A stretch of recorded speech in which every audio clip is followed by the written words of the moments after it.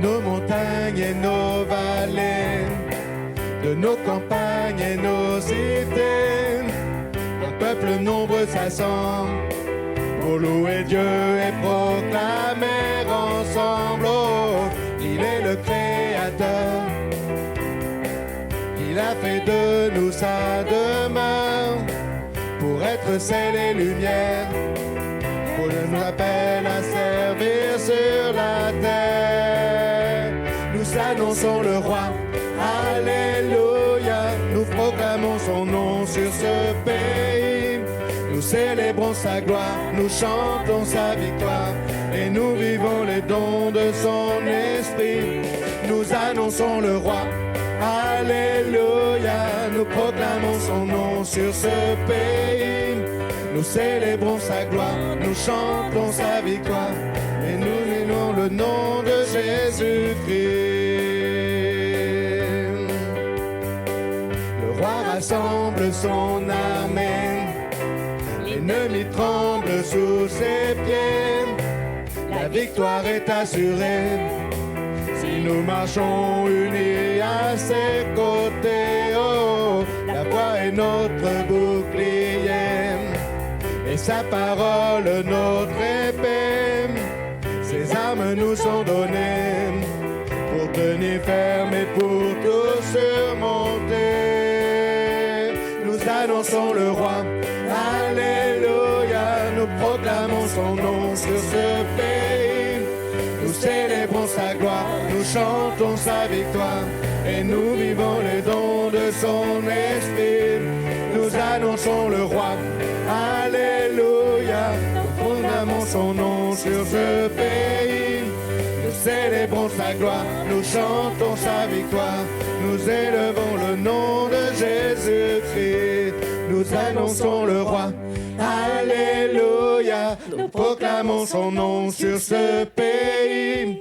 Nous célébrons sa gloire, nous chantons sa victoire, et nous vivons les dons de son esprit.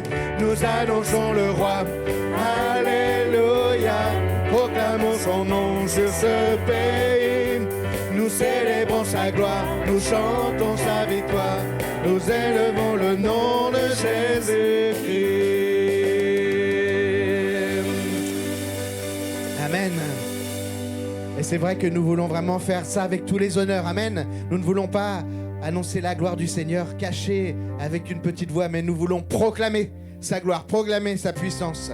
Amen. Il est le Dieu qui est infiniment grand, celui qui est capable de faire des choses au-delà même de ce que nous pensons, le Dieu de l'impossible. Amen. C'est ce que je vous propose de chanter tous ensemble, Dieu de l'impossible. Nous voulons, Seigneur, tout te donner ce matin. Tu peux tout accomplir, nous te faisons confiance. Amen.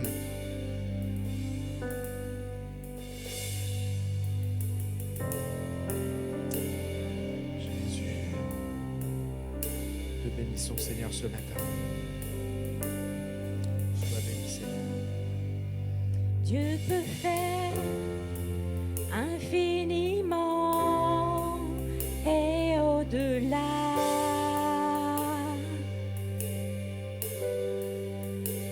Plus que tout ce que nous demandons, imaginons.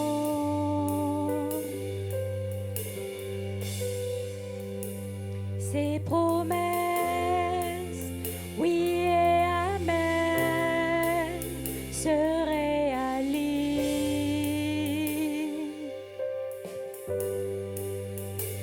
Sa parole, toujours sûre et certaine, s'accomplira.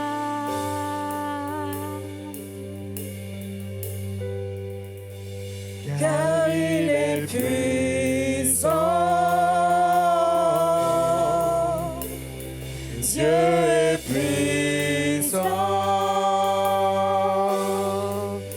Dieu de l'impossible. Je sais qu'il peut tout accomplir, tout accomplir, il est sans limite. En lui je peux tout accomplir, tout accomplir.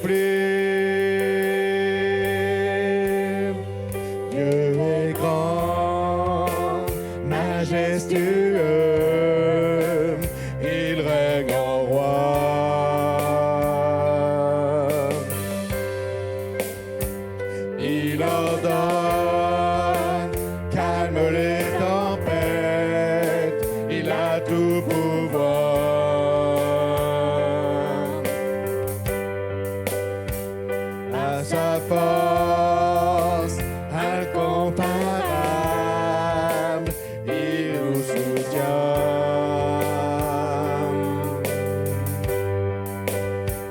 À savoir, tout ce qui était mort revient à la vie.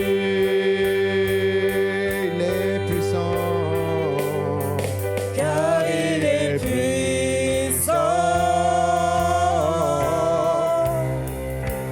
Dieu est puissant, car il est puissant, car il est puissant. Dieu est puissant, car il est puissant, car il est puissant.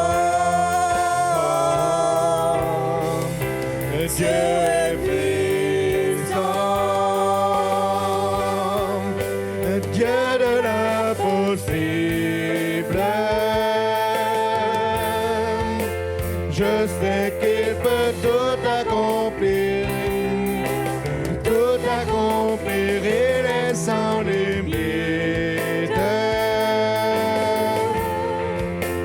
En lui je peux tout accomplir, tout Dieu de l'impossible.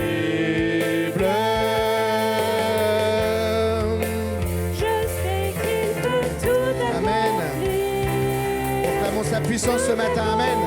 Il est sans limite. En lui je peux tout accomplir, tout accomplir. À lui soit tout l'honneur, puissance et force, louange et Tout l'honneur te gloire revient, à Seigneur. Jacob. Nous louons ton nom, Seigneur. À lui soit Tout tout l'honneur, puissance et force, louange et gloire à Jacob. à lui soit tout l'honneur, puissance et force, louange et gloire à jamais. À lui soit tout l'honneur, puissance et force, louange et gloire à jamais.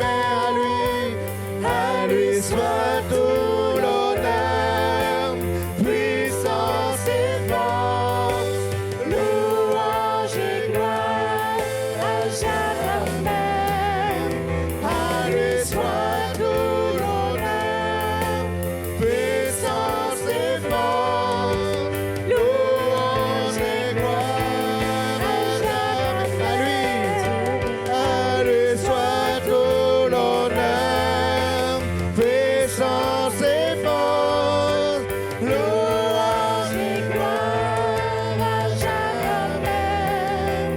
À lui soit tout l'honneur, puissance et force, louange et gloire à jamais. Dieu de l'impossible.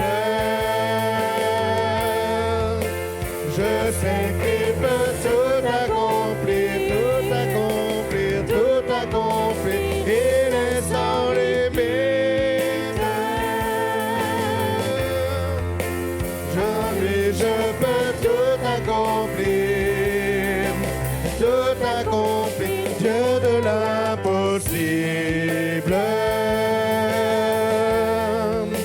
Je sais qu'il peut tout accomplir, tout accomplir. Il est Sans limite.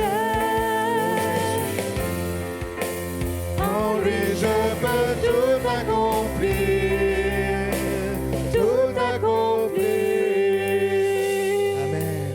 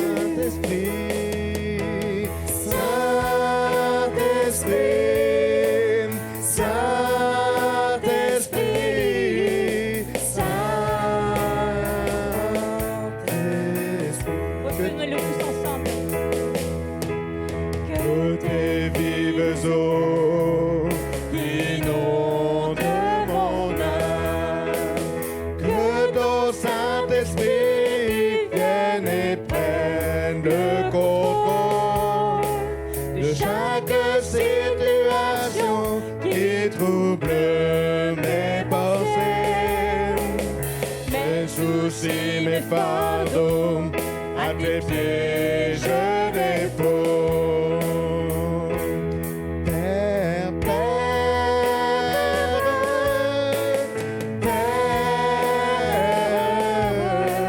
Père, Père, Jésus,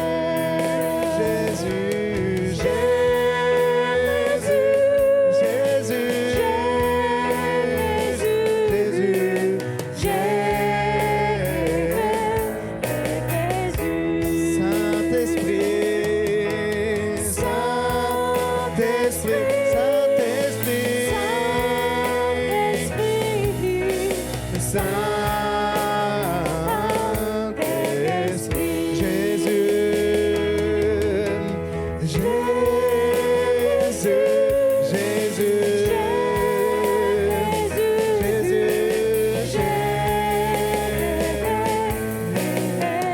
Dernière fois, tous ensemble, Jésus ce matin.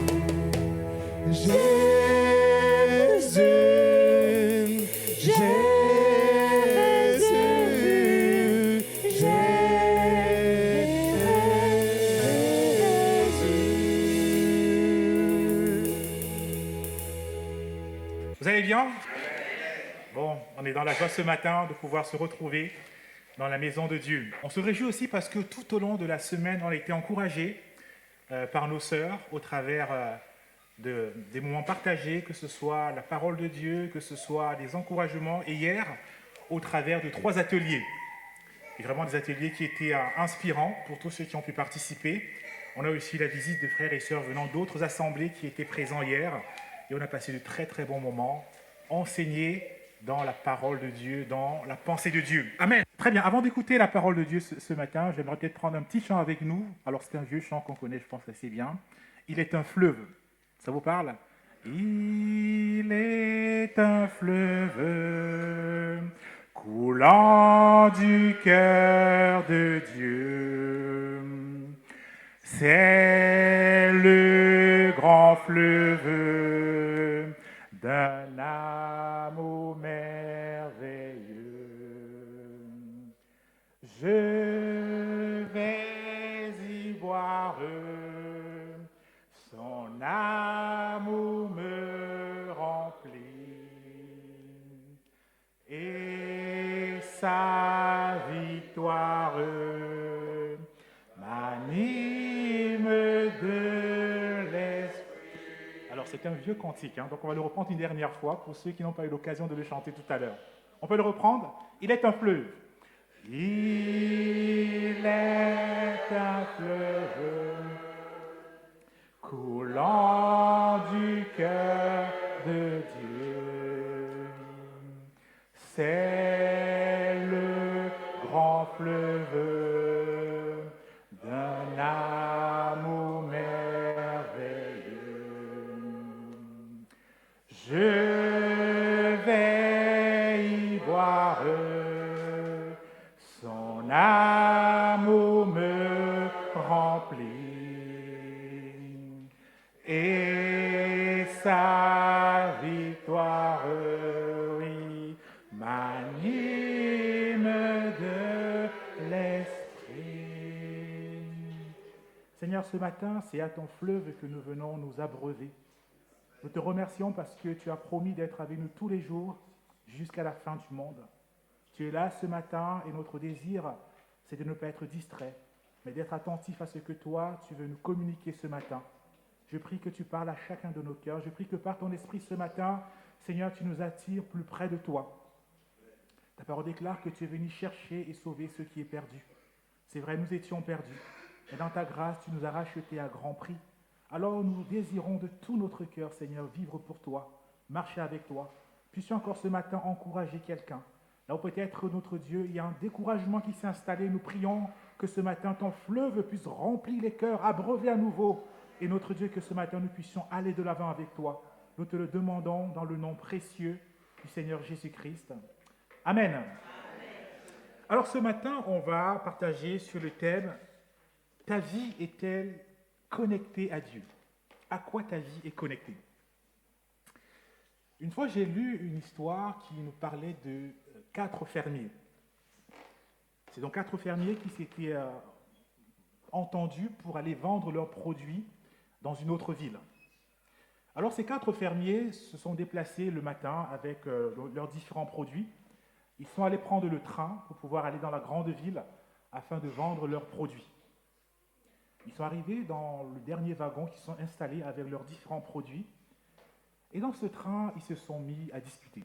Alors je ne sais pas trop de quoi ils discutaient, mais semble-t-il, c'était tellement intéressant, tellement passionnant, qu'ils ont oublié tout ce qui se passait autour d'eux. Ils ont parlé. Au bout de plusieurs heures, il y a un contrôleur qui passait par là, contrôleur de train, qui s'est approché d'eux et leur a demandé « Mais qu'est-ce que vous faites dans ce wagon ?» Qu'est-ce que vous faites dans ce wagon? Alors, les 4 fermiers, surpris, se sont exclamés « Mais le train n'est pas encore parti !» Et ils ont regardé par la fenêtre, et qu'est-ce qu'ils ont vu? Pas de locomotive, pas de wagon.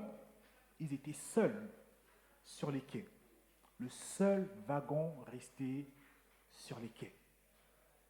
Et là, ils ont réalisé qu'en fait, leur wagon n'était pas connecté au reste du train. Le wagon n'était pas connecté à la locomotive et aux autres wagons. Et le train était parti.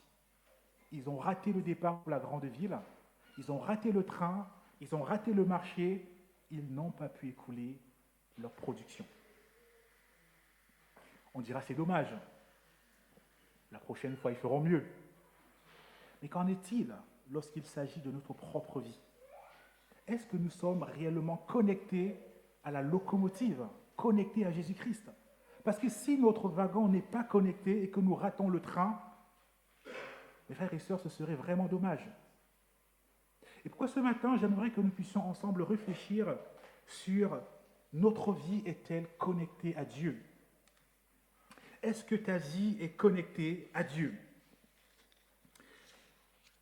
Pour aborder ce thème et pour en parler, j'aimerais que nous puissions lire ensemble dans Matthieu, au chapitre 21, les versets 12 à 13. Matthieu 21, les versets 12 et 13. Vous savez que dans 3 semaines, les chrétiens du monde entier vont célébrer la Pâque. On va se rappeler de la résurrection, de la mort et la résurrection du Seigneur Jésus, qui a donné sa vie en rançon pour nous, pour que nous puissions être appelés des enfants de Dieu, pour que nous puissions être connectés à Dieu, que nous puissions avoir l'assurance que lorsqu'il viendra, nous serons dans la présence de Dieu.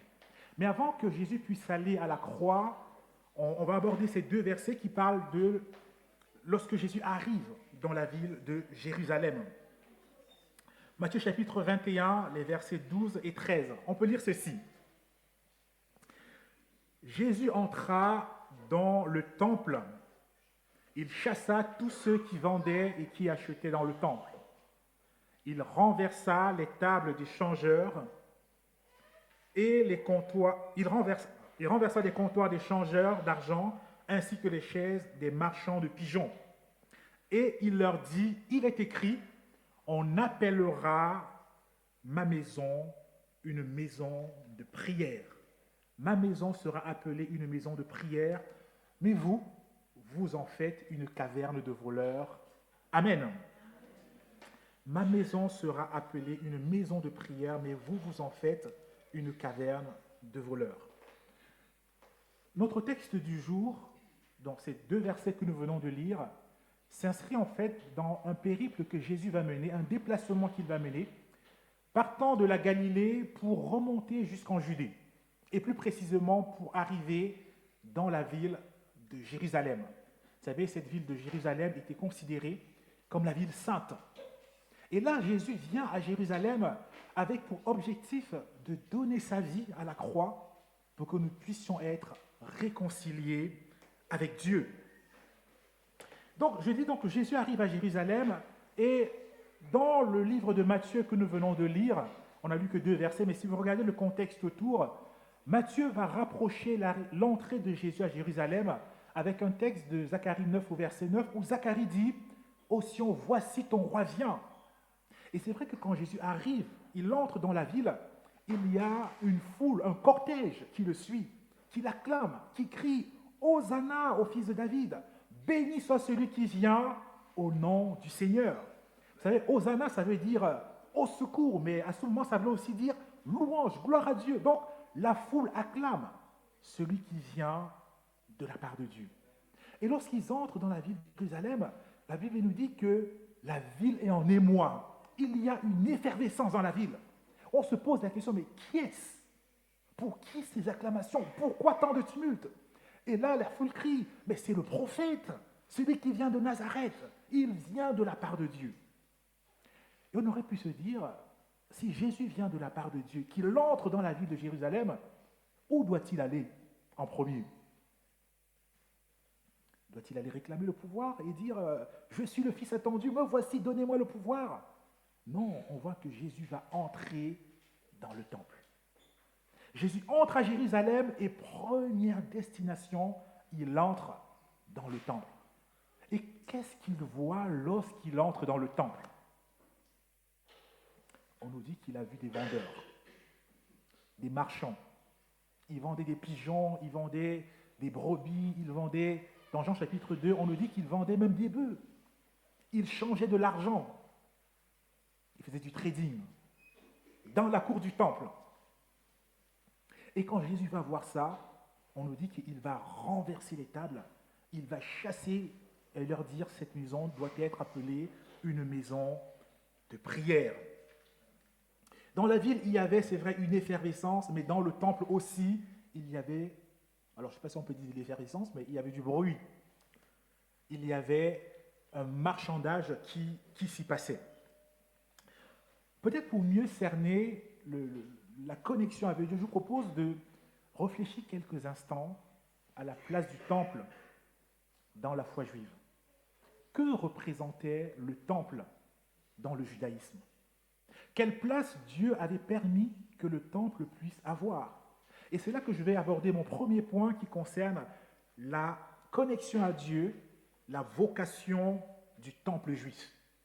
La vocation, à quoi était destiné le temple juif? Quelle était la vocation de ce temple?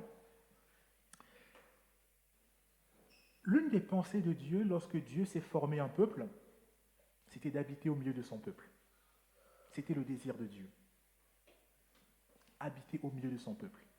Vous allez remarquer que dans l'Ancien Testament, lorsque Dieu avait communiqué à Moïse sa pensée, il avait demandé de construire un tabernacle, c'est une tente. Parce que Dieu voulait montrer, vous savez, une tente, elle est mobile. Quand vous vous déplacez, vous prenez votre tente et vous allez ailleurs avec. Dieu voulait montrer aussi ainsi au peuple qu'il est différent de tous les faux dieux qui se trouvaient dans les autres nations. C'est Dieu qui était immobile, figé à une place. Dieu voulait montrer au peuple qu'il serait avec le peuple tout le temps. Il avait demandé une tente, un tabernacle. Mais à l'époque du roi David, le roi David, ce roi qui avait été choisi par Dieu, il va se rendre compte qu'il a été énormément béni par Dieu. Dieu lui a donné un royaume, Dieu lui a donné des descendants, Dieu a stabilisé, lui a donné une influence politique, une influence économique dans la sous-région. Alors il va se dire, c'est pas normal que moi je vis dans un palais et Dieu dans une tente. Il va dire à Dieu, je veux te construire aussi un temple. Je veux te construire un édifice dans lequel ta présence sera. Et Dieu lui dira, Dieu va accepter, même si ce n'était pas la pensée initiale de Dieu. Dieu va accepter, voyant l'élan de son cœur, et lui dira, c'est ton fils Salomon qui va me construire un temple. Et c'est ainsi que va donc être construit le premier temple, le temple que Salomon va construire. Et la Bible nous montre que c'était un temple majestueux. C'était un temple extraordinaire. Les travaux avaient duré pendant 7 ans et demi. Pendant 7 ans et demi, des multitudes de personnes avaient travaillé pour construire ce temple. Il était beau, splendide, enrichi, or, argent, etc., pour que la présence de Dieu puisse y être. Et au fil du temps, le temple est devenu le centre spirituel de tout le judaïsme. C'est dans le temple que chaque année, le peuple devait s'approcher de Dieu pour le célébrer. Il y avait au moins 3 fêtes chaque année où tout le peuple devait venir devant Dieu. Dans le temple, on avait aussi des sacrifices qui étaient offerts à Dieu. Le sacrifice pour le pardon des péchés, Donc lorsqu'on désirait être pardonné par Dieu, les gens venaient au temple pour s'approcher de Dieu. Au fil du temps, le temple est devenu le point capital de la vie en Israël. Et Dieu avait donné des sacrificateurs, il avait donné des lévites, des gens qui étaient dans le temple pour enseigner le peuple. Donc non seulement on venait là pour adorer, pour apporter sa louange à Dieu, mais on venait aussi dans le temple pour être instruit, pour être enseigné par Dieu, pour être encouragé et instruit dans la volonté parfaite de Dieu. Donc avec le temps, le temple est devenu, si je peux dire, la référence spirituelle de tout Israël. Tellement le temple était saint qu'on ne laissait pas n'importe qui entrer dans le temple. On y reviendra tout à l'heure. Donc, on va lire dans 1 Roi, chapitre 6, les versets 11 à 13. 1 Roi, chapitre 6, versets 11 à 13, où l'Éternel donc va s'adresser à Salomon par rapport au temple. Et rappeler à Salomon que oui, tu me construis un temple, mais la priorité reste quand même la connexion avec Dieu. La priorité reste la relation avec Dieu. 1 Roi, chapitre 6, versets 11 à 13. L'Éternel s'adressa à Salomon et lui dit, « Tu es en train de bâtir ce temple. Si tu te conduis selon mes ordonnances, si tu obéis à mes lois, si tu suis fidèlement tous les commandements pour vivre en conformité avec eux, je réaliserai pour toi la promesse que j'ai faite à ton père David. Je viendrai habiter au milieu des Israélites et je n'abandonnerai pas mon peuple d'Israël. » On voit que le désir de Dieu, au-delà du bâtiment, c'est que Salomon garde la parole de Dieu. C'est que Salomon garde l'attachement à Dieu. Plus que le temple, ce que Dieu désire, c'est une relation avec son peuple. Oui, le temple représente pour Israël la présence même de Dieu, parce que c'est dans le temple que se trouve aussi l'arche de l'Alliance. En fait, le temple pour Israël, c'est Dieu présent parmi son peuple. Amen. C'est Dieu présent parmi son peuple. Mais le temple n'est pas seulement un centre, le centre spirituel d'Israël. Le temple est aussi le lieu de rayonnement par lequel Dieu voulait toucher toutes les nations. Rappelez-vous quelle était la vocation que Dieu a donnée à Israël. Dans Exode chapitre 19, le verset 6, Dieu lui avait dit que je fais de toi un royaume de prêtres, une nation sainte. Alors, vous rappelez quelle est la fonction d'un prêtre, un sacrificateur. La fonction du sacrificateur, c'est de représenter des personnes devant Dieu.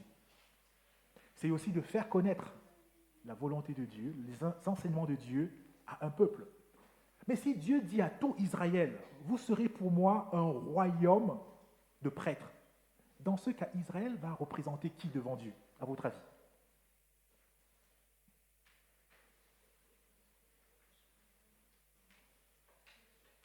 Ah, bon, je sais que vous avez la bonne réponse. Hein? Effectivement, Israël va représenter toutes les nations. En tout cas, devait représenter toutes les nations. Et donc, le temple devait être ainsi ce centre d'adoration qui permettrait à Israël de rayonner et de faire connaître le nom de Dieu dans toutes les nations aux alentours. De telle sorte que lorsque les nations devaient entendre parler de Dieu, elles viendraient dans le temple pour vérifier ce que dit Israël, pour réaliser que oui, ce que dit Israël, c'est vrai. Il y a le Dieu vivant et vrai qui exauce les prières. D'ailleurs, lorsque Salomon a construit le temple de Dieu, rappelez-vous quelle prière il a fait monter vers Dieu. Dans 1 Roi chapitre 8, versets 41 à 43, lorsqu'il consacre le temple à la fin de la construction, Salomon dit ceci dans sa prière. 1 Roi chapitre 8, versets 41 et 43. « Et même si un étranger qui ne fait pas partie de ton peuple Israël entend parler de toi et vient d'un pays lointain, car les étrangers entendront parler, apprendront que tu es un grand Dieu qui agit en déployant sa puissance, Quand un étranger viendra donc prier dans ce temple, veuille l'écouter depuis le ciel, la demeure où tu habites, et lui accorder tout ce qu'il t'aura demandé. De cette manière, tous les peuples du monde te connaîtront, ils te révéreront comme le fait ton peuple Israël, et ils reconnaîtront que le temple que j'ai construit t'appartient.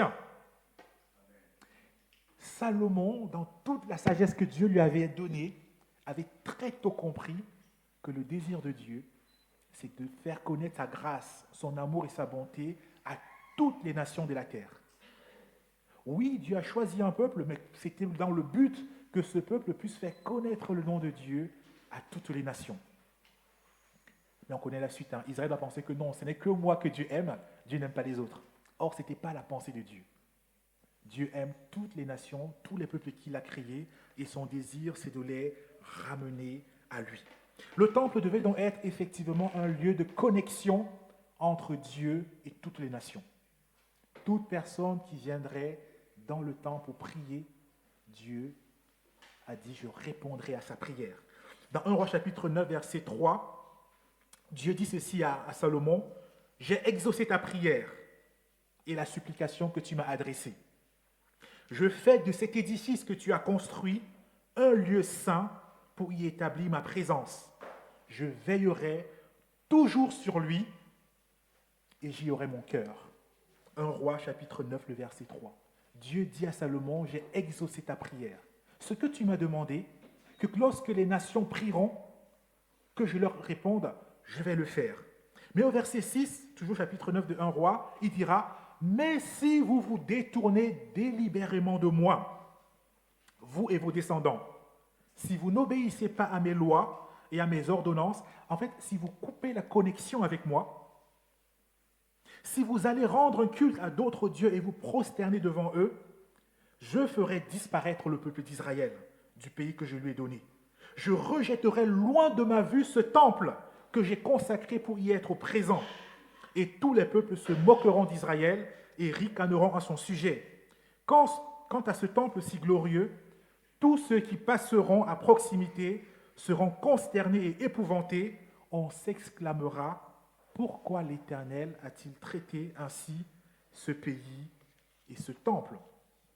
Et l'on répondra, c'est parce qu'ils ont abandonné l'Éternel, leur Dieu, qui les a fait sortir, leurs ancêtres d'Égypte, parce qu'ils se sont attachés à d'autres dieux, qu'ils se sont prosternés devant eux et les ont adorés. Voilà pourquoi l'Éternel leur a infligé tout ce malheur. Alors, je résume. J'ai peut-être dit beaucoup de choses en très peu de temps. Le temple est devenu le centre spirituel de la foi juive. Mais le temple n'est pas que pour les Juifs. Dieu voyait aussi, par rapport au temple, un rayonnement pour faire connaître le nom de Dieu à toutes les nations aux alentours. Salomon avait demandé à Dieu, réponds au peuple venant d'autres nations lorsqu'ils viendront prier dans ce temple. Et Dieu lui dit, si d'autres nations viennent prier dans ce temple, je répondrai à leurs prières. Mais si vous vous éloignez délibérément de moi, si vous arrêtez la relation que nous avons, vous coupez la connexion, dirons-nous, sachez que je vais rejeter ce temple. Je vais même le détruire. Pourquoi? Parce que le désir de Dieu, c'est que la maison, sa maison, ce temple, soit une maison de prière pour toutes les nations. Pour les Juifs, mais aussi pour les non-Juifs. D'ailleurs, c'est ce que dira le prophète Ésaïe au chapitre 56, les versets 6 et 7. Ésaïe 56, versets 6 et 7. « Et tous ceux qui sont étrangers et qui s'attacheront à l'Éternel pour le servir et pour l'aimer, pour être ses serviteurs, qui respecteront le sabbat et ne le profaneront pas, qui s'attacheront à mon alliance, je les ferai venir à ma montagne sainte et je les réjouirai au temple où l'on me prie. J'agréerai leurs holocaustes et autres sacrifices offerts sur mon autel, car on appellera mon temple la maison de prière pour tous les peuples. Amen. On appellera ma maison la maison de prière pour tous les peuples. Pas seulement pour Israël, mais une maison de prière pour tous les peuples. C'était le désir de Dieu. Mais est-ce qu'Israël va respecter cette alliance avec Dieu? Est-ce qu'ils vont rester connectés à Dieu? Malheureusement, non. Malheureusement, ce peuple va s'éloigner de Dieu. Malheureusement, il ne va pas garder la connexion que Dieu avait établie avec lui. Son cœur va se détourner. Rappelez-vous déjà dans le désert, lorsqu'ils sont sortis d'Égypte, très tôt, ils ont penché vers l'idolâtrie. Ils vont fabriquer dans le désert un veau d'or. Ils vont dire au veau d'or, au moins tu es un Dieu qu'on voit, avec nos yeux physiques. Que ce Dieu qu'on ne voit pas, peut-être, oui, ils vont rechercher des choses physiques pour y placer leur adoration. Et Dieu très tôt va les interpeller sur ce péché d'idolâtrie. Mais ils vont persister dans cette voie. Ils vont non seulement s'adapter aux coutumes des peuples autour, même lorsque ces coutumes sont contraires à la volonté de Dieu, ils vont s'y conformer, s'éloignant progressivement de Dieu. Et à l'époque où le temple est construit, ils vont même aller jusqu'à penser que parce que Dieu est dans le temple, ils peuvent faire ce qu'ils veulent. Dans tous les cas, Dieu ne partira jamais du temple. On l'a enfermé dans le temple. Il est déjà ici, il ne partira pas. Oubliant que Dieu est Dieu. Et si le peuple s'éloigne de Dieu, alors Dieu détruira même le temple. Dans Jérémie chapitre 7, versets 7 à 11, Jérémie va interpeller le peuple par rapport à leur éloignement de Dieu. Jérémie va leur dire, mais vous vous trompez mes amis.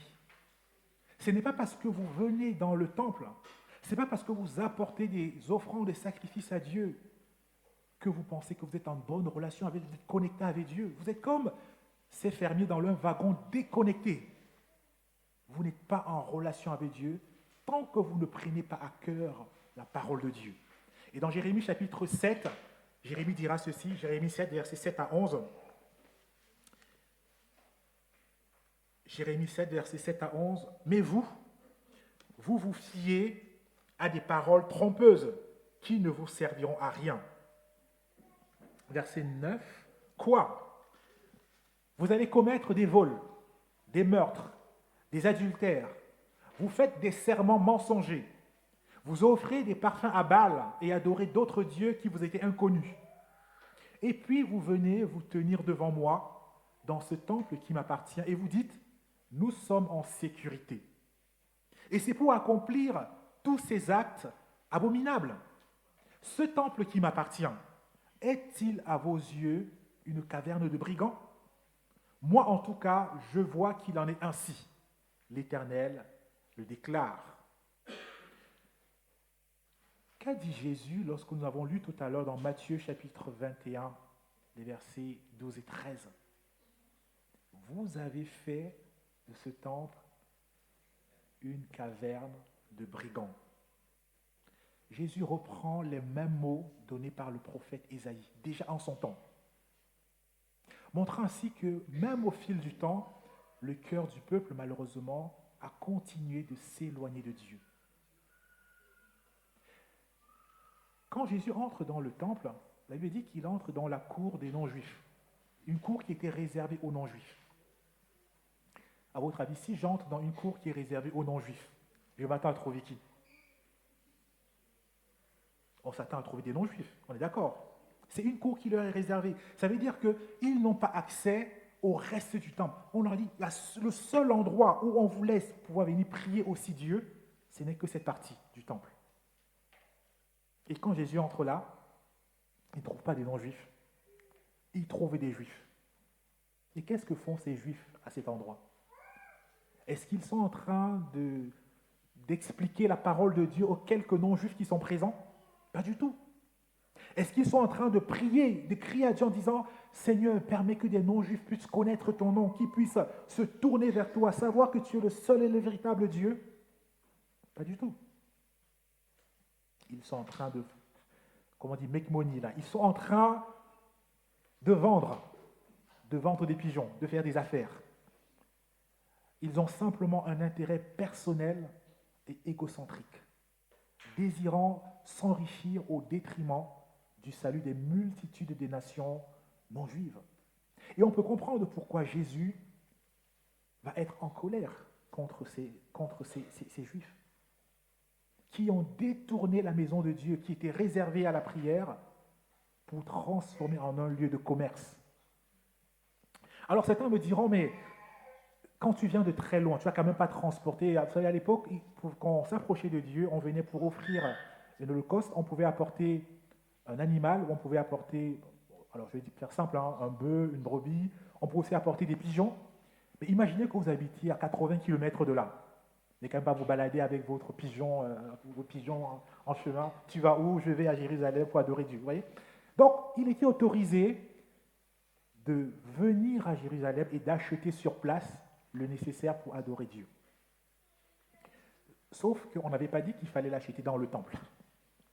Et donc, les responsables spirituels de ce moment, malheureusement, ont développé un commerce à l'intérieur du temple. Et d'ailleurs, ils certifiaient, alors certains commentaires disent qu'ils certifiaient, quand tu achetais l'animal à l'intérieur du temple, on pouvait dire oui, ça c'est un animal qui est conforme. Si tu l'achètes à l'extérieur, on n'est pas sûr. Vous voyez? Donc pour avoir l'animal qui était conforme, on venait acheter à l'intérieur, sauf que les prix à l'intérieur du temple n'étaient pas les mêmes qu'à l'extérieur. Certains disent que c'était parfois 20 fois le prix à l'extérieur. Donc ils avaient développé à l'intérieur de la maison de Dieu un business, une activité commerciale qui leur permettrait de s'enrichir. On nous dit qu'il y avait aussi des changeurs d'argent. Pourquoi? Parce que dans la parole de Dieu, il était demandé à tout juif, à tout homme, d'apporter un impôt au temple pour le bon fonctionnement du temple. Rappelez-vous, une fois on a demandé à Jésus, est-ce que tu payes l'impôt du temple? Et c'est Pierre qui allait pêcher un poisson et qui a sorti un drachme et qui allait payer l'impôt pour Jésus et pour lui. Donc, il y avait cette pratique-là. Et donc, pour payer l'impôt du temple, le temple avait développé sa monnaie. Et si tu voulais avoir la monnaie du temple pour payer, il y avait un taux de change qui était mis en place entre la monnaie de l'extérieur et la monnaie du temple. C'est un peu comme si vous arrivez, on vous dit, ici, on ne prend que des francs annières. C'est quoi les francs annières? C'est une nouvelle monnaie que j'ai décidée. Hein. Et j'ai besoin de... Vous devez donner 2 francs annières. Cette année, 2 francs annières, ça vaut, 5 euros. Et l'année prochaine, 2 francs annières, ça vaut 10 euros. L'année d'après, 2 francs annières, ça vaut 30 euros. C'est toujours 2 francs annières que tu dois donner. Mais pour avoir ça, tu payes beaucoup plus. Et donc, dans le temple, c'était devenu une activité commerciale, ayant pour but, on va dire, d'enrichir certaines personnes qui autorisaient ce type d'activité. On avait perdu de vue l'importance du temple. On avait perdu de vue la raison première pour laquelle Dieu avait autorisé qu'il y ait un temple. Alors, je vais faire un peu vite parce que je risque de m'attarder un peu longtemps sur ça.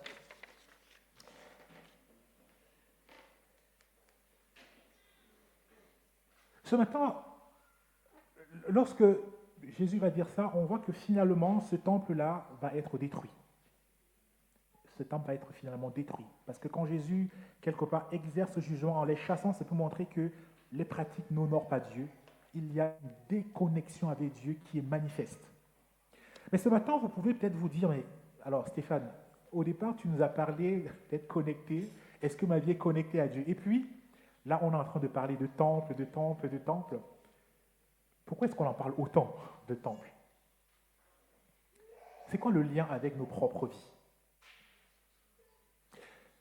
La Bible nous rappelle quand même dans 1 Corinthiens 10, les versets 10 et 11, les versets 11 et 12, pardon, que tous ces événements qui leur sont arrivés sont là pour nous servir d'exemple. Tous ces événements leur sont arrivés pour nous servir d'exemple. Et ils ont été mis par écrit pour que nous en tirions une instruction.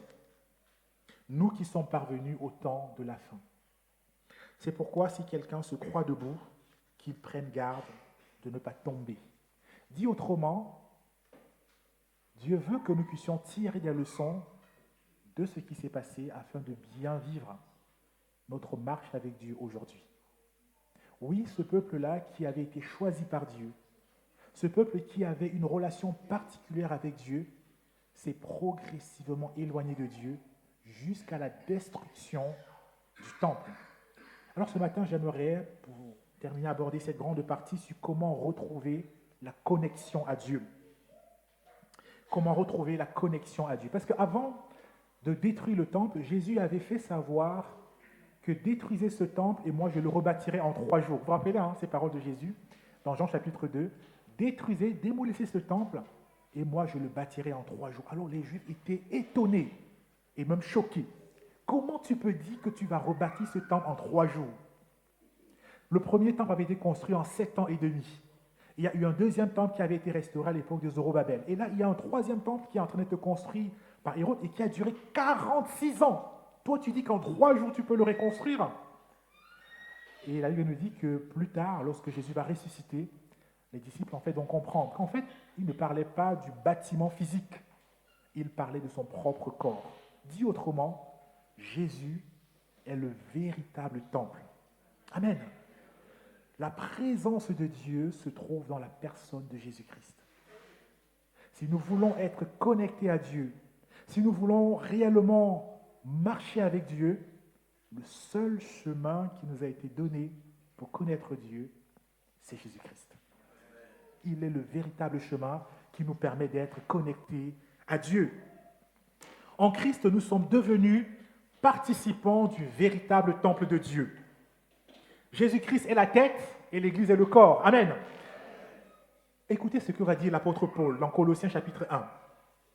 Ce Fils, Colossiens chapitre 1, versets 15 à 18, ce Fils, parlant au nom de Jésus, il est l'image du Dieu que nul ne voit.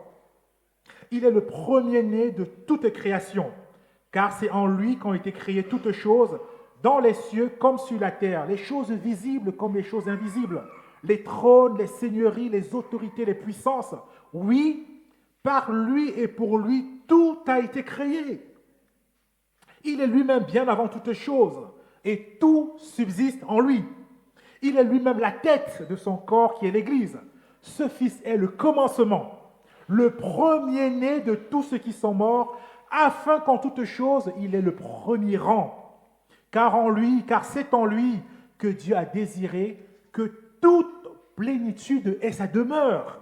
C'est par lui qu'il a voulu réconcilier avec lui-même l'univers tout entier, ce qui est sur la terre et ce qui est au ciel, en instaurant la paix par le sang que son Fils a versé sur la croix. Amen.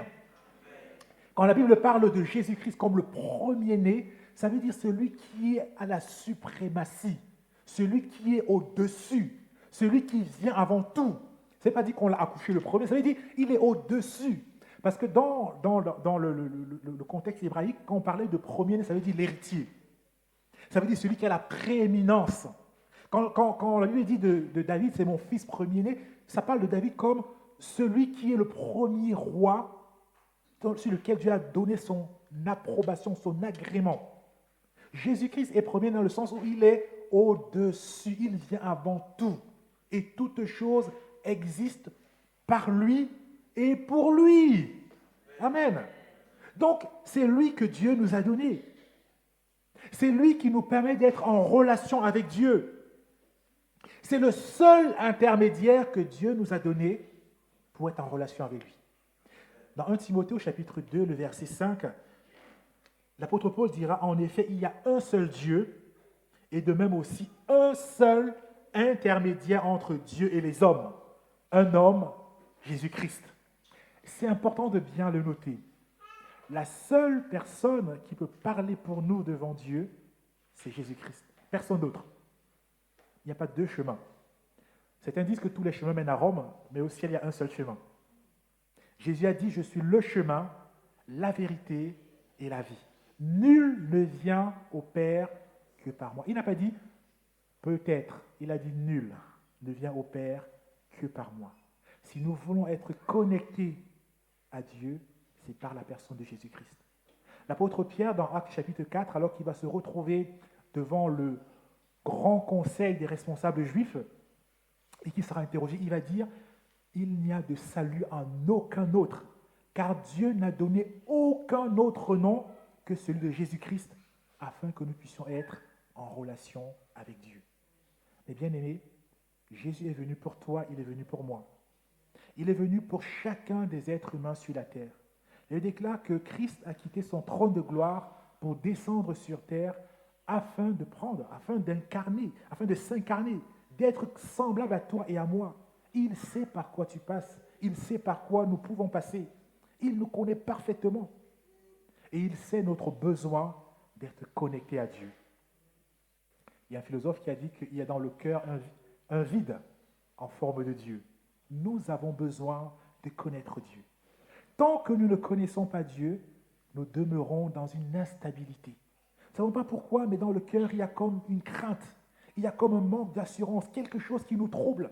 Et même parfois, lorsqu'on est devant les gens tout content, tout souriant, lorsqu'on est seul, on ressent ce vide. On ressent qu'il y a quelque chose qui ne va pas. Parce que tant que je n'ai pas rencontré celui qui m'a créé, celui qui est venu sur terre pour moi, je ne suis pas en paix. Et la Bible déclare que Dieu est venu pour que quiconque crie à lui, quiconque le cherche, puisse le rencontrer. Dieu a tant aimé le monde qu'il a donné son Fils unique afin que quiconque, ça veut dire n'importe qui.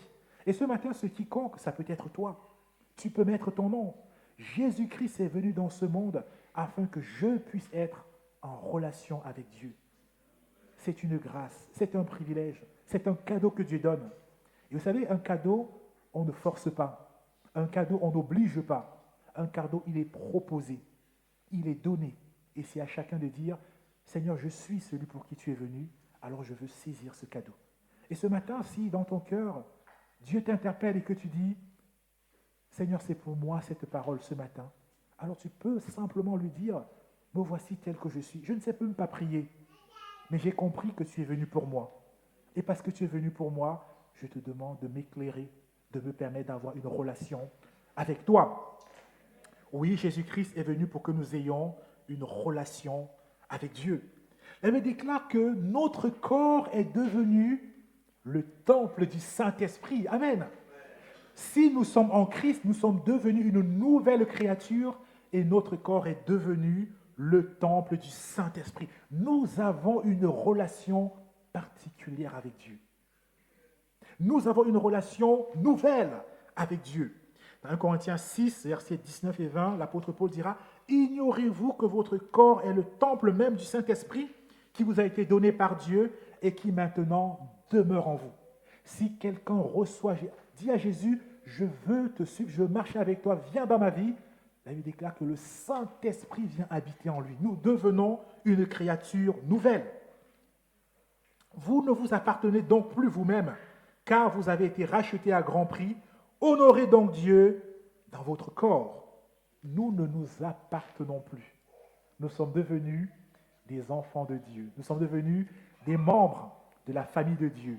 Et ce que Dieu attend, de la même façon qu'il attendait que le temple soit saint, il attend que nos vies l'honorent. Il attend que nos vies soient saintes. Il attend que nos vies manifestent dans ce monde la relation particulière que Dieu nous donne. Et c'est possible parce que le Saint-Esprit est là. Amen. C'est possible parce que Dieu est présent pour nous aider à aller de l'avant. Mais nous devons prendre garde. Tout comme dans le temple juif, ils ont fini par s'éloigner et être détruits, nous devons prendre garde pour ne pas, avec le temps, nous déconnecter de Dieu. Pour ne pas, avec le temps, perdre de vue le privilège, la grâce que nous avons de connaître Dieu. Les mêmes risques de déconnexion qu'a vécu le peuple d'Israël restent encore aujourd'hui et nous interpellent à la vigilance et à la prière, afin de demeurer connectés à Dieu. L'apôtre Jean, déjà en son temps, on va appeler l'apôtre Jean, qui a vraiment insisté sur cet amour que Dieu nous a témoigné, montrant que, vous vous rappelez, dans le verset peut-être le plus connu, Jean 3,16, Dieu a tellement aimé le monde qu'il a donné son Fils afin que quiconque croit ne périsse pas, mais qu'il ait la vie éternelle. L'apôtre Jean, qui nous rappelle vraiment cet amour que Dieu nous a donné, qui nous rappelle que nous aussi nous sommes appelés à aimer, va nous interpeller sur les risques d'être déconnectés à Dieu. L'apôtre Jean ira jusqu'à dire, 1 Jean 4, verset 20-21, si quelqu'un prétend aimer Dieu, si quelqu'un prétend être en relation avec Dieu, 1 Jean 4, verset 20-21, tout en détestant son frère, c'est un menteur. C'est une fausse assurance. C'est un menteur. Car s'il n'aime pas son frère qui le voit, il ne peut pas aimer Dieu qu'il ne voit pas. D'ailleurs, le Christ lui-même nous a donné ce commandement, que celui qui aime Dieu aime aussi son frère. Dit autrement, si nous n'aimons pas notre frère, notre sœur que nous voyons, nous sommes déconnectés de Dieu. En fait, l'apôtre Jean dit, nous pouvons nous tromper nous-mêmes en disant, oui, c'est parce que, c'est pour telle ou telle raison. Mais en fait, nous sommes déconnectés de Dieu. Parce que celui qui connaît Dieu va avoir à cœur d'aimer son frère, sa sœur. Je n'ai pas dit qu'aimer son frère, sa sœur, c'est facile. Ce n'est pas ce que j'ai dit. Mais par contre, la parole de Dieu nous montre que si nous n'aimons pas, si nous avons de l'animosité envers notre frère, notre sœur, si nous ne sommes pas capables de désirer le bien de notre frère, de notre sœur, alors ne disons pas que nous aimons Dieu, parce que c'est faux. On ne peut pas aimer Dieu qu'on ne voit pas, et ne pas aimer son frère qu'on voit, ce n'est pas possible. Nous avons besoin de revenir à Dieu et de dire, Seigneur, aide-moi à sortir des illusions dans lesquelles je me suis plongé. Aide-moi à revenir à la parole véritable. Le désir de Dieu, c'est que lorsque Dieu nous montre ce qui ne va pas, que nous puissions dire, Seigneur, aide-moi à changer. Imaginez que vous allez chez le médecin. Le médecin vous dit, vous avez une carie dentaire, il faut la soigner. Et vous dites, non, s'il m'a dit ça, je ne regarde. Tant que je ne reviens pas chez le médecin, je n'ai pas de carie dentaire. C'est faux. Et d'ailleurs, quand ça va commencer à faire mal, on va s'en rendre compte.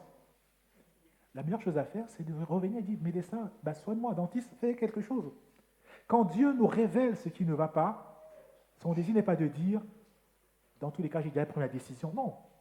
Le désir de Dieu, la Bible déclare que si nous confessons nos péchés, il est fidèle et juste pour nous pardonner et pour nous purifier de toute iniquité. Ça veut dire que le désir de Dieu, c'est de nous pardonner, de nous purifier. Mais il faut que nous confessons, il faut que nous reconnaissions que ça ne va pas. Si nous disons tout va bien, tout va bien, tout va bien, tout va bien, en fait on dit à Dieu, je n'ai pas besoin de toi, je n'ai pas besoin de toi, je n'ai pas besoin de toi. Par contre, si nous disons Seigneur, ça ne va pas, alors oui, Dieu agit dans nos cœurs, Dieu nous transforme, Dieu nous aide à changer, à revenir à lui. Mais bien aimé, le désir de Dieu, c'est que nous soyons et nous demeurions ce temple connecté à lui. Ce temple qui comprend quelle est la pensée de Dieu. Ce temple qui dans ce monde, reflète Dieu et permet à d'autres personnes de connaître Dieu. Je parlais de la vocation du premier temple, le temple physique. C'était, c'est vrai, être un centre d'adoration, un centre spirituel pour le judaïsme, mais aussi un centre qui devait rayonner sur les nations autour. Quand Dieu fait de nous le temple du Saint-Esprit, c'est vrai, c'est pour que nous puissions nous aussi être des adorateurs. Rappelez, Jésus a dit à la femme samaritaine, les vrais adorateurs, ce n'est pas ceux qui devront aller jusqu'à Jérusalem, ce sont ceux qui adorent Dieu en esprit et en vérité. Parce que le Saint-Esprit est là, nous pouvons adorer le vrai Dieu en esprit et en vérité. Mais le désir de Dieu, c'est aussi que ce temple soit un rayonnement pour les autres nations. Que parce que nous sommes connectés avec Dieu, parce que nous nous attachons à la parole de Dieu, que Dieu puisse être connu par d'autres personnes autour de nous. Alors, que dire en conclusion? Que dire en conclusion?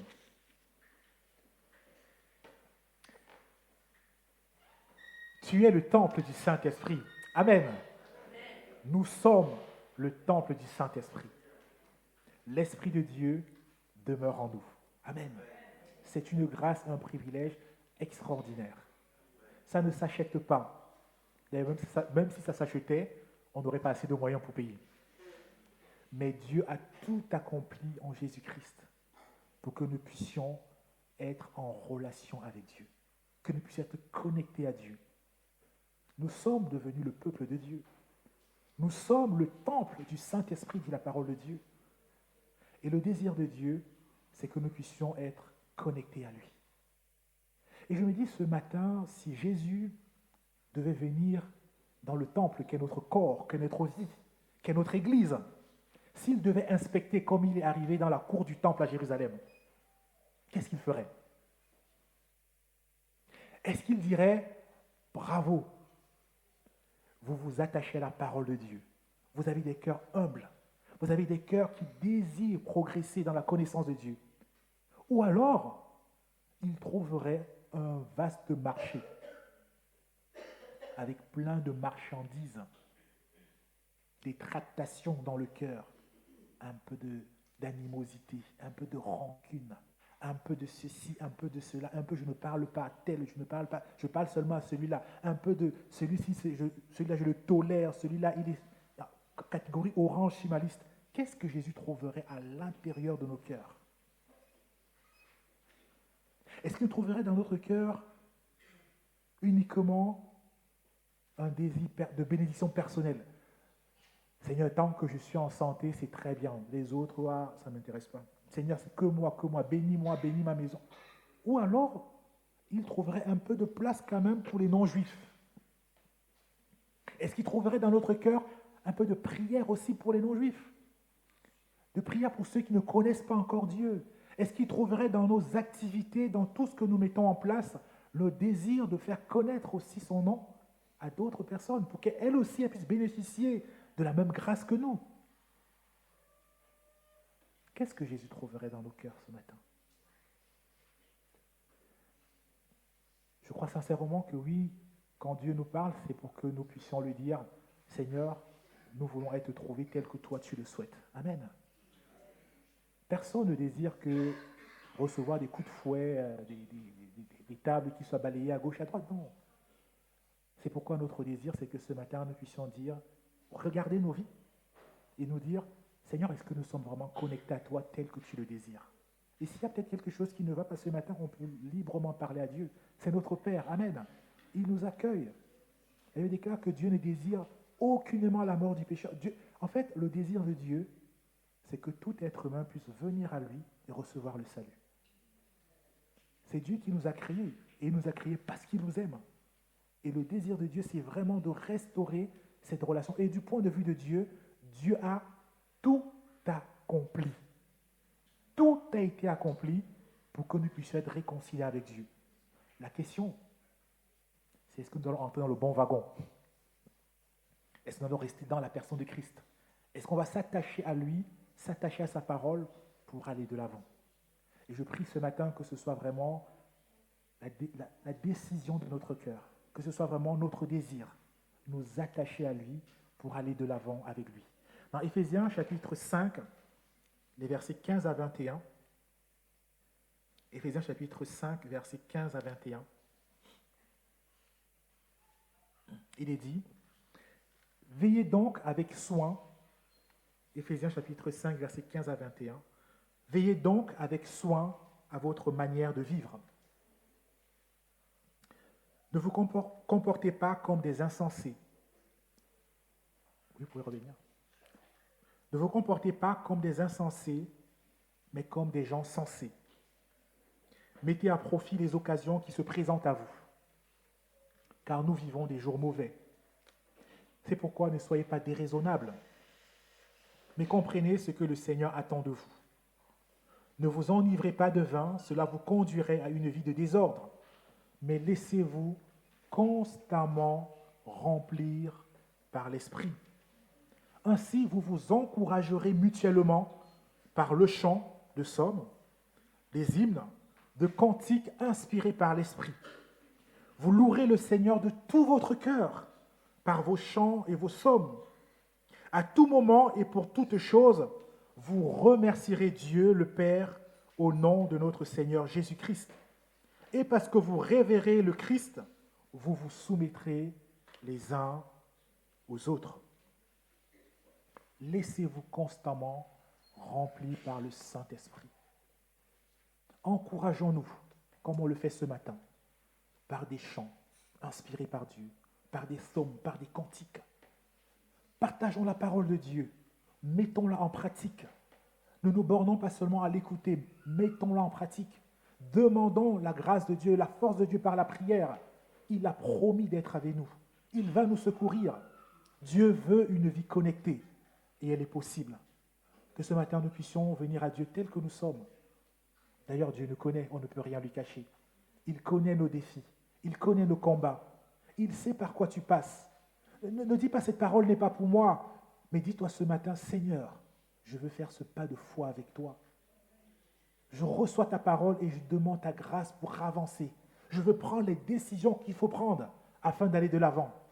Parce que le désir de Dieu, c'est que nous soyons connectés et que la locomotive ne nous laisse pas sur les quais, mais que nous puissions aller avec Dieu jusque dans sa présence.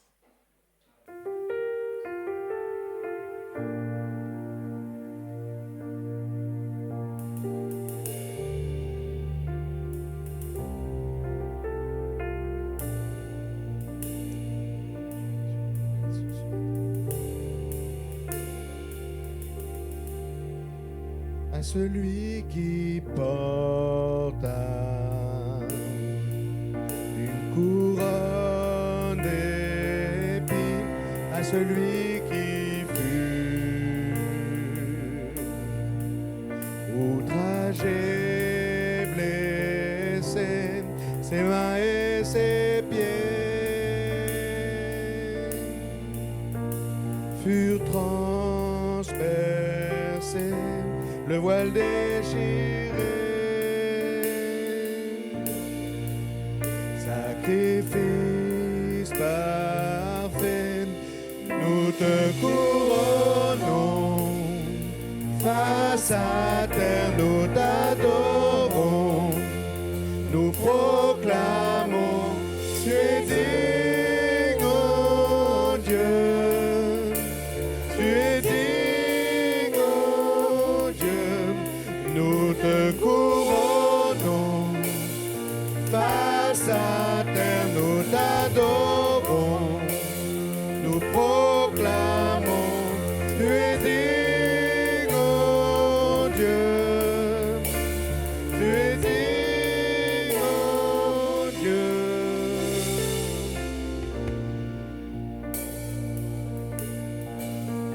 À celui qui donna sa propre vie, il prit sur lui-même notre honte, nos fautes, cloués à la croix. Son amour prouvé par son sang précieux, acheté pour Dieu, nous te couronnons, face à terre nous t'adorons, nous proclamons, tu es digne, oh Dieu, tu es digne, oh Dieu, nous te couronnons, face à terre nous proclamons, nous proclamons, tu es digne, oh Dieu, tu es digne, oh Dieu. Jésus, nous louons ce matin, Seigneur. Tu as tout accompli sur la croix du calvaire. Nous te bénissons ce matin. Merci, Seigneur, pour le rachat de nos âmes. Merci pour la vie nouvelle. Amen. À celui qui souffre. À celui qui souffrit sous la honte de la croix, à l'agneau immolé, lui de notre rachat, pour le Christ qui a vaincu la puissance de la mort, la gloire. Meurtrissures et blessures, les coups que tu as pris, pour les larmes, pour le sang, volontairement versé, pour la beauté, la splendeur, la majesté de ton amour. À celui qui souffrit sous la honte de la croix, à l'agneau immolé, prix de notre rachat, pour le Fils qui a vaincu la puissance de la mort, la gloire. Meurtrissures et blessures, les coups que tu as pris, pour les larmes, pour le sang, volontairement versé, pour la beauté, la splendeur, la majesté de ton amour. Nous te couronnons, face à terre nous t'adorons, nous proclamons, tu es digne, oh Dieu, tu es digne.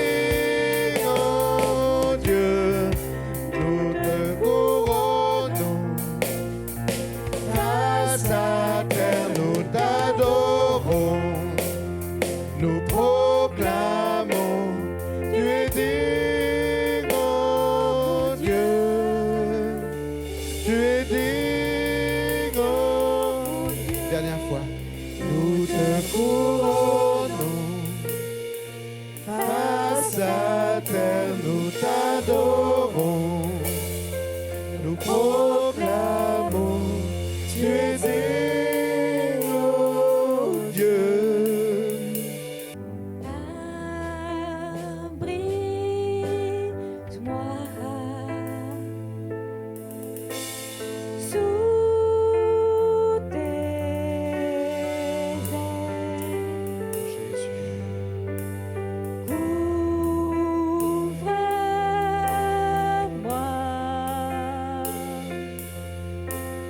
par ta main puissante.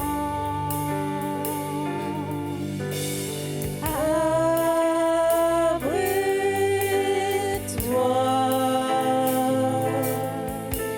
sous tes ailes. Couvre-moi par ta main puissante. Même si les océans se déchaînent, je les traverserai avec toi. Père, tu domines les tempêtes. Je suis tranquille car tu es là. En Jésus seul, je me confie. Il me donne force, calme et puissance. Même si les océans se déchaînent, je les traverserai avec toi. Père, tu domines les tempêtes. Je suis tranquille car tu es là. En Jésus seul. En Jésus seul,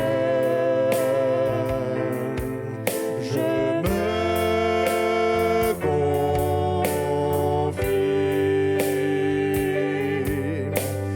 Il me donne force, calme et puissance.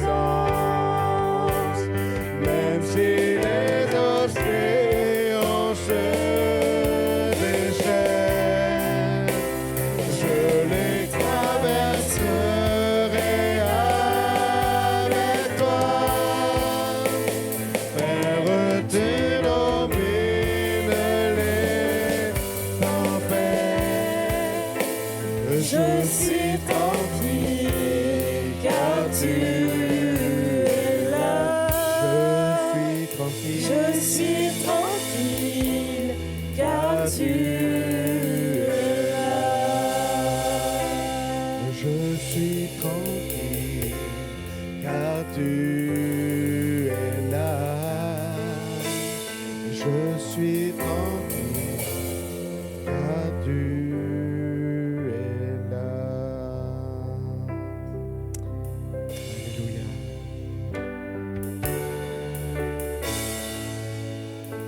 Je viens vers toi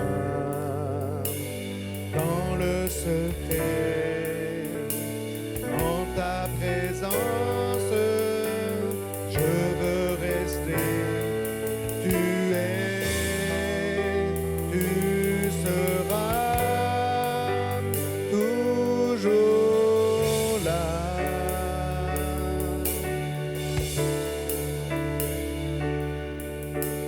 Tout contre toi, ouais.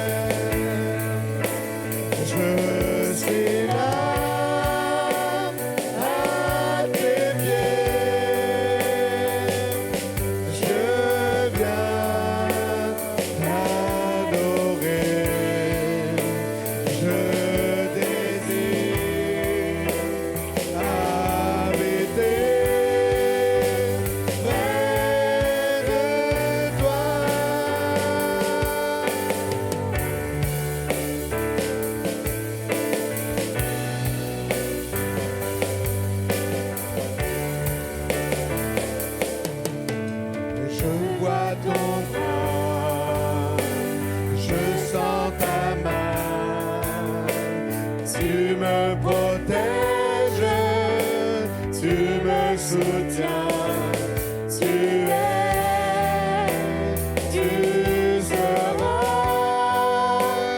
toujours là.